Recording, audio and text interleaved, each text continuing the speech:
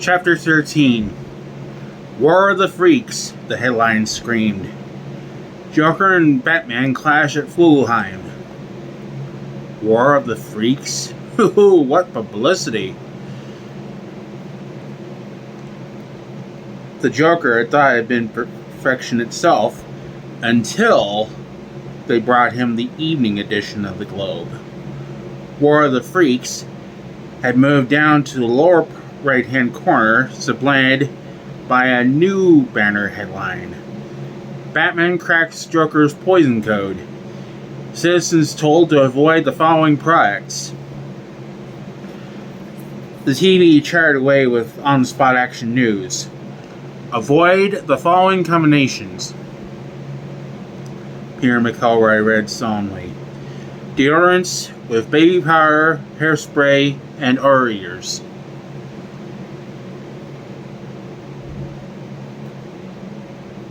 He went down a list, citing every tried-and-true combination the Joker had devised, and even a couple he hadn't thought of. Safe products are flying in as Gotham City goes on a forced fast, the newscaster continued. And all of Gotham is wondering what to make of Batman, friend or foe. It was the Joker's turn to scream. Couldn't those on-the-spot action idiots get anything right? After all the Joker's clever planning, hours and hours of putting together the very best designer deaths, those TV fools were wondering about the Batman? I have given a name to my pain. He screamed to his roomful of lackeys. And it is Batman! He pulled out a sawed-off shotgun and blasted the television screen into little pieces. A few of his lackeys seemed a bit surprised by that. Didn't they know too much TV was bad for you? The Joker leapt to his feet and walked from the room, pushing the door violently out of the way as he entered the factory. Bob, good old Bob, always there when you needed him, hurried to keep up. Bob, you've got to possess strength. The Joker began warming to his subject. Greater strength to inflict greater pain. We've got a Batman to kill. His hands made enthusiastic strangling motions. And I want to clean my claws.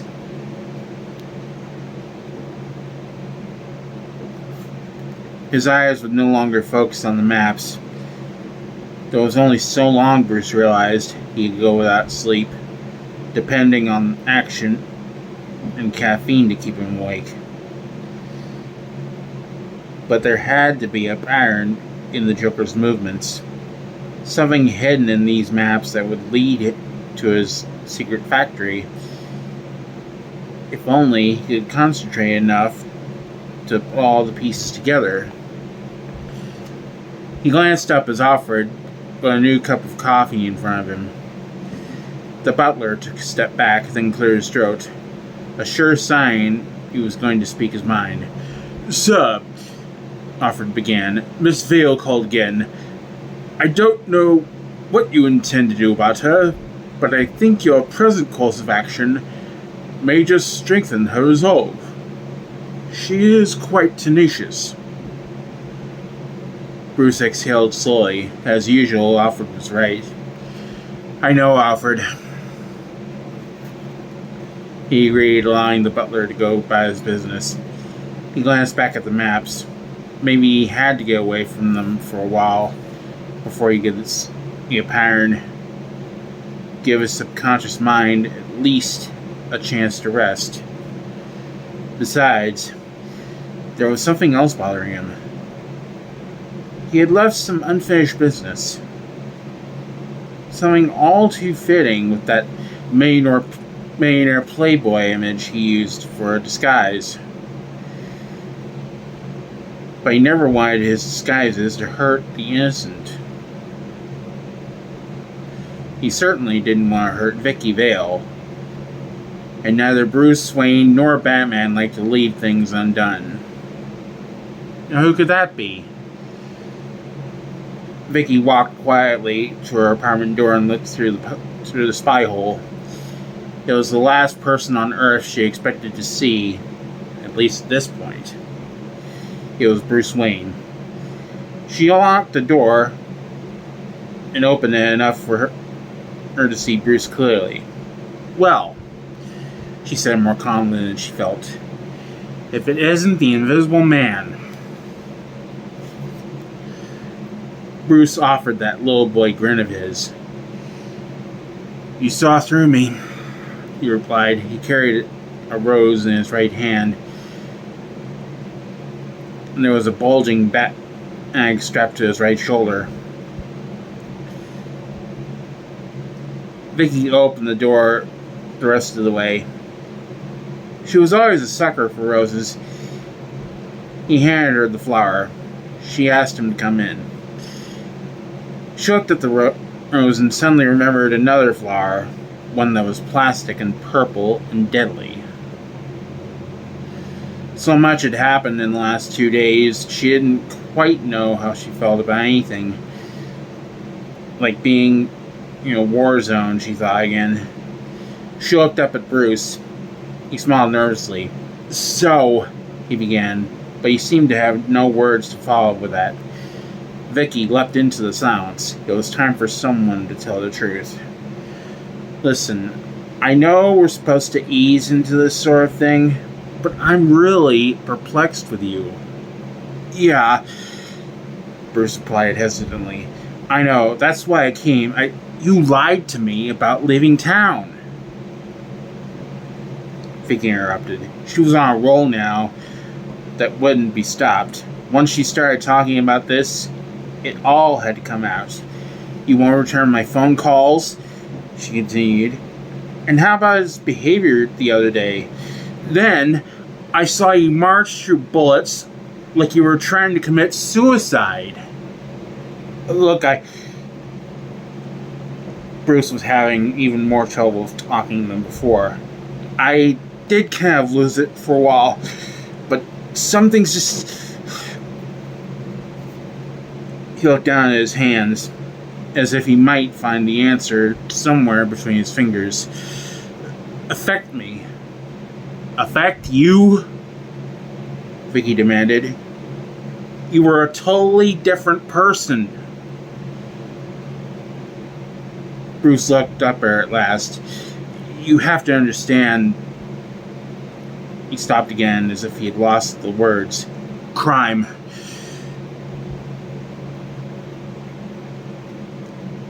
He added at last. He reached his hand out toward her. I love this city." There it was again, the sincerity that had drawn Viki to him the other night. She still wasn't going to let him get away with it without an explanation. "See?" she said. "Now he's back, the sweet, caring guy. But you seem to be at least 2 people, Bruce. What's going on?" He looked away from her, out the window, bit his lower lip. When he looked back at her, she saw emotions in his face as strong as those he had shown the other day in Gotham Square. There was a new directness in his gaze as well, a determination she hoped to set things right. Then there was a knock at the door. Oh, great, Viki thought. The new man in her life finally reaches his great moment of confession, and her apartment becomes Grand Central Station. She smiled at Bruce and shrugged, then walked by him to look through the peephole. There was a delivery boy on the other side. "Who's there?" she called. "Package from Miss Vale?" The delivery boy replied in monotone. What could it be? Something else from Bruce? If so, he should have timed it to arrive a little before he did. Oh well, she thought, better late than never.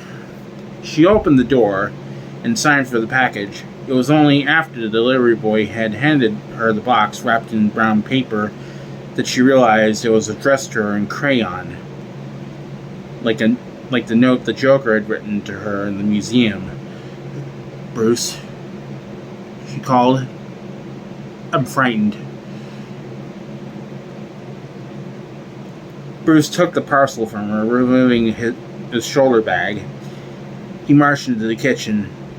Viki started to follow him, but he shook his head. "Shut the door," he instructed, "just in case." Well, maybe he knew best.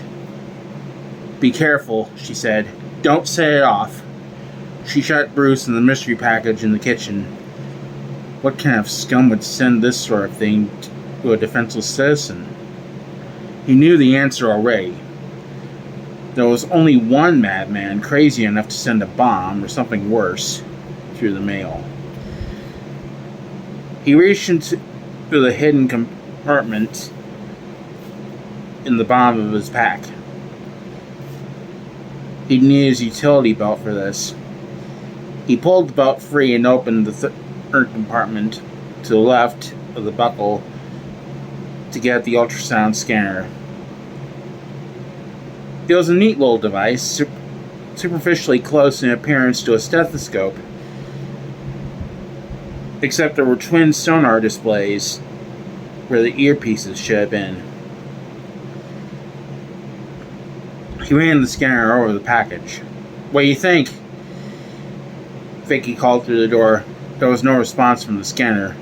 "Nothing ticking," he replied. He pulled a small gas mask from his belt and fitted it over his nose and mouth. Now there was something he needed from the kitchen. He found a steak knife in the dish drawer, in the dish drainer. He picked up the knife and gently slit through the brown paper. Viki knocked on the door. He jumped back instantly, ready before he realized where the noise was coming from. "What's happening?" she asked. "You okay?" He took a deep breath and stepped back to the package, ready to finish his dissection. That's when the package burst open. Viki heard the loud bang even through the door. "Bruce?" she yelled even more loudly than before. "Are you alright?" There was no answer. "Bruce, I'm coming in." She pushed the door open. Bruce stood in the kitchen staring at the package. A gloved hand on a spring bounced above the box. A hand holding a bunch of dead flowers. "Very poetic," Bruce said. He reached carefully into the flowers and pulled free a large white card with lettering embossed in purple ink. He handed it to Viki. She read it aloud. "Roses are red, violets are blue. These flowers are dead, and you could be too." She looked up at Bruce. "He sent something," she said, her voice barely a whisper, "just before he arrived last time." Bruce nodded his head toward the front door. Viki realized he was right. They should get out of here. She turned to leave the kitchen. That's when the front door burst open. It was the Joker along with his entire gang. He grinned at Viki. "Miss me?" He pulled up short when he saw Bruce.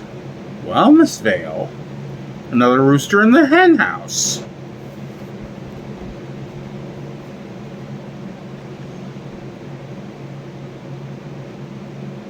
He reached into one of his many pockets and pulled out a revolver with a ridiculously long muzzle. He strode over to Bruce, lifting the muzzle to trace the line of Bruce's cheek. "Tell me something, my friend," the Joker purred. "Have you ever danced with the devil by the pale moonlight?" Bruce frowned at the Joker. He wasn't going to try anything, was he? He wouldn't stand a chance against the entire gang. Not Viki realized that they stood much of a chance anyway. "What?" Bruce said after a moment. "I ask that question of all my prey," the Joker explained, "before I send a draft through their domes." He chuckled, delighted with his own cleverness. I just like the sound of it. The rest of the Joker's gang chuckled along with him. Viki glanced over at Bruce. He looked startled for the first time since the Joker had broken in. Viki followed his gaze. There was something on the kitchen counter. A high-tech belt of some kind. Viki had seen a belt like that before. She looked back at the Joker. He was too involved in his own performance to notice anything else. Viki, he wailed. Don't let my happy-go-lucky appearance fool you. I'm really very upset. You were dining with me, talking art. I was a man who was getting somewhere with a beautiful woman.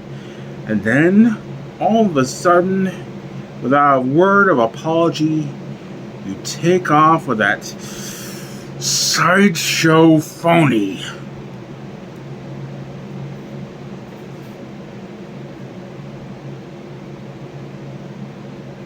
He took a step toward her, hands clutched over his heart as he spoke in verse. I am only laughing on the outside. My smile is skin deep.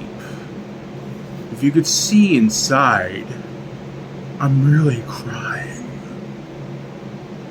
You might join me for a weep. He cupped a hand around Viki's chin. Bruce charged toward them. The fist of one of the gang members got in Bruce's way. Bruce staggered back, sprawling across the counter before he collapsed in a corner. The Joker pointed his gun at Bruce. No! Viki had to do something. He pulled the trigger. A red and yellow flag popped out of the gun.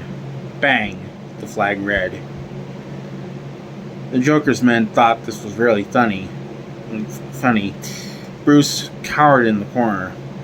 Viki realized she must have been wrong about the belt. The Joker took her arm. Come on. I want you to shoot some snaps. Make me immortal. He tugged her toward the door. It'll be good for you. One of the gang handed Viki her camera bag and jacket. Someone screamed outside the window. Viki looked down to the street below. A police cruiser had run up onto the sidewalk. Two policemen staggered from the car, clutching at their throats. A woman screamed again and ran away. Viki knew the cause of this. She turned back to the Joker. What's wrong with those policemen?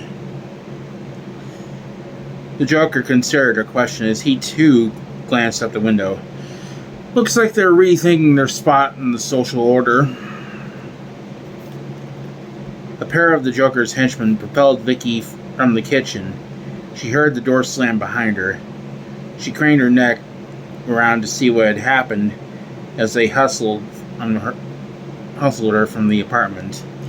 The Joker hadn't followed his gang. Instead, he had closed the door. He was in there alone with Bruce. They had all turned away. He quickly sculled across the floor, stuffing his utility belt back in his shoulder pack. There were footsteps. He looked up. The Joker's obscene smile shone down upon him. Listen, Bruce, the Joker said in a confidential tone. Never rub another man's rhubarb. Get me? He aimed his gun at Bruce's chest and pulled the trigger. This time, the bullet was real.